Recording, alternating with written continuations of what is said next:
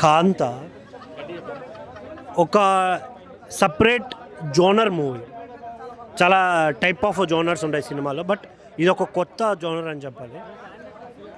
Acting మీద interest ఉన్నోళ్ళు, acting అంటే పిచ్చున్నోళ్ళు వాళ్ళకి తప్ప ఇంకొకరికి ఈ సినిమా అసలు అర్థం కాదు, ఇష్టపడరు చూడడానికి. అలా అనిపించింది నాకు. దుల్కర్ గారి యాక్టింగ్, భాగ్యశ్రీ, రానా గారు, ఇంకా కొన్ని క్యారెక్టర్స్ ఉన్నాయి, అవి తప్ప వేరే వాళ్ళ మీద కన్నెళ్ళదు. చాలా అంటే చాలా ఫోకస్డ్గా చూడాల్సి వచ్చింది, ఎందుకంటే because of interest in acting.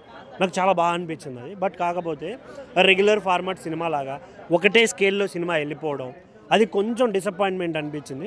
కొత్తగా ట్రై చేశారు, బట్ ఆడియన్స్ ఎంగేజ్ అవ్వరు అనే ఫీలింగ్ వచ్చింది నాకు థియేటర్లో చూశాక.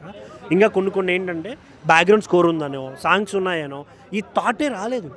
Only focusing on Bhagyashree and Dulquer sir, వాళ్ళ మీదే వెళ్ళిపోయింది. ఎందుకు అంటే వాళ్ళు ఏదైతే యాక్ట్ చేస్తున్నారో, ఏం చేశారు, ఎమోషన్ ఎలా చేశారు, ఆ నవ్వు ఎలా వస్తుంది, కామెడీ, ఇలా ఈ టైప్ ఆఫ్ ఇదిలో అనిపించింది నాకు సినిమా.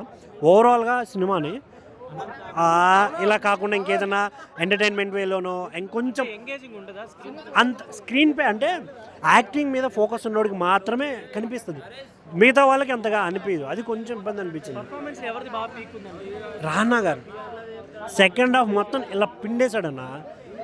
భాగ్యశ్రీ గారు వీళ్ళంతా చాలా బాగా చేశారు, బట్ ఏంటంటే ఫస్ట్ హాఫ్ దుల్కర్ గారిది ఉంటే సెకండ్ హాఫ్ అంతా రానా అన్న పిండేశాడు అసలు.